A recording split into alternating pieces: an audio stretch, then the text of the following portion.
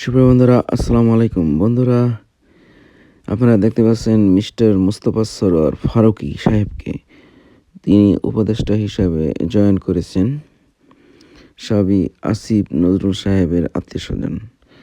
বেশ ভালো লাগলো, মনে বেশ আনন্দ লাগতেছে। তো যাই হোক, কথা হলো যে বাংলাদেশ এখন হানি ট্র্যাপের ভিতরে আছে। হানি ট্র্যাপ মানে মধুর ফাঁদ। মধুর ফাঁদ হলো এমন একটা ফাঁদ, যেই ফাঁদ নারীদেরকে দিয়ে তৈরি করা হয়েছিল সেই শেখ হাসিনার ১৬ বছরের স্বৈরতান্ত্রিক আমলেই। বিশেষ একটি সংস্থা, দেশি বিদেশি সংস্থাগুলি মিলে এই হানি ট্র্যাপ এর ফাঁদে ফেলেছিল বাংলাদেশের সেনাবাহিনীদেরকে, বাংলাদেশের মন্ত্রীদেরকে, বাংলাদেশের অন্যান্য নেতাদেরকে এবং বিভিন্ন স্তরের ঊর্ধ্বতন কর্মকর্তাদেরকে। এখন তারা বেশ চিন্তিত আছেন কিভাবে তারা হানি ট্র্যাপ থেকে মুক্তি পাবেন। আর সেই হানি ট্র্যাপ থেকে মুক্তি পাওয়ার জন্য তারা বিভিন্ন ধরনের উপদেষ্টাদের নিয়োগ দিতেছেন। আপনাদের মধ্যে যারা এই মধুর ফাঁদের মধ্যে আটকা পড়ে গেছেন, যারা এর ভিকটিম, তারা চিন্তাগ্রস্ত হবেন না। বাংলাদেশের জনগণ আপনাদেরকে খারাপ দৃষ্টিতে নেবে না। যেহেতু আপনাদেরকে ট্র্যাপে অর্থাৎ ফাঁদে ফেলানো হয়েছে, তাই আপনাদের কোনো দোষ নেই।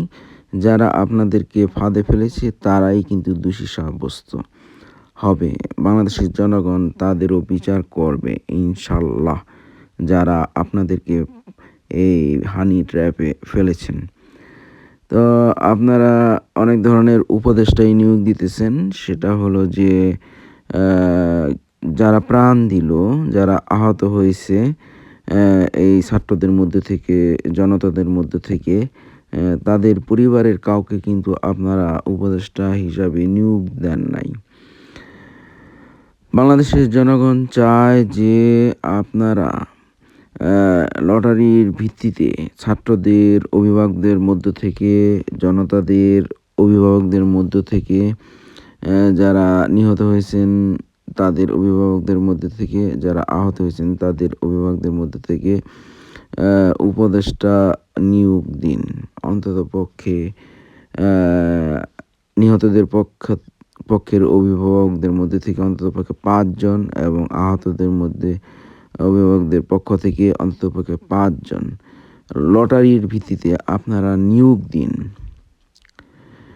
এই উপদেষ্টা পরিষদে। এর ফলে বাংলাদেশের নতুন যে স্বাধীনতা, তার সফলতার একটা সুবাতাস বইবে বাংলাদেশের ভিতর দিয়ে, বাংলাদেশের জনগণের হৃদয়ের ভিতর দিয়ে। এবং যারা মারা গেছেন তাদের আত্মার ভিতর দিয়েও একটা নতুন স্বাধীনতার সুবাতাস বইবে এবং তারা বলবে যে হ্যাঁ, কৃতজ্ঞতা স্বরূপ যারা জীবিত আছেন তারা আমাদের পক্ষে কাজ করে যাচ্ছেন। বন্ধুরা, যে সমস্ত আওয়ামী লীগের কর্মীরা এখন বাংলাদেশের ভিতরে আন্দোলন করে যাচ্ছেন, তাদের লুটপাটকারী বিভিন্ন নেতা, মন্ত্রী এবং হাসিনা বাহিনীর অন্যান্য লোকদেরকে আবার ক্ষমতায় বসানোর জন্য সেই লুটপাটের টাকাগুলি এখন দেশের ভিতরে যারা আন্দোলন করতেছেন আওয়ামী লীগারদের আবার ক্ষমতায় বসার জন্য, তাদের কাছ থেকে আদায় করা হোক। যেহেতু তারা সেই লুটপাটকারী কর্মীদের আবার বসানোর জন্য আন্দোলন করে যাচ্ছেন। তাই বলবো যে যারা দেশের ভিতরে এখন আওয়ামী লীগার আছে তাদের তালিকা তৈরি করা হোক। তাদের বাড়িঘর সম্পত্তি বিক্রি করে তারা যে $15,000 কোটি দেশের বাইরে পাচার করেছে, সেই টাকা তাদের কাছ থেকে আদায় করে বাংলাদেশের রাজস্ব ভাণ্ডারে জমা দিতেই হবে। তা না হলে 16 বছরের লুটপাটকারীরা পার পেয়ে যাবে। দেশে যদি লুটপাটকারীদের কোনো বিচার না করা হয়, তাহলে এইভাবে জনগণের সেবার নামে একেকজন চোর বাটপার সংসদের ভিতরে গিয়ে ক্ষমতা নিয়ে তারা দেশের টাকা লুটপাট করতেই থাকবে।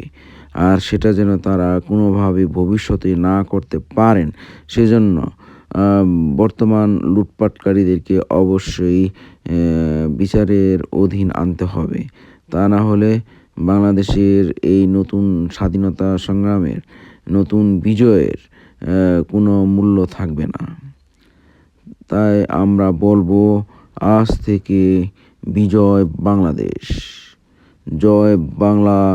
এটা হলো সেই 1947 সালের আগের স্লোগান। এই স্লোগানটা দেওয়া মানে হইতেছে আপনি অখণ্ড ভারতকে সমর্থন দিয়ে যাইতেছেন। কারণ সেটা তো 1947 সালের আগের স্লোগান, তাই সেটা অখণ্ড ভারতকেই সমর্থন করে। তাই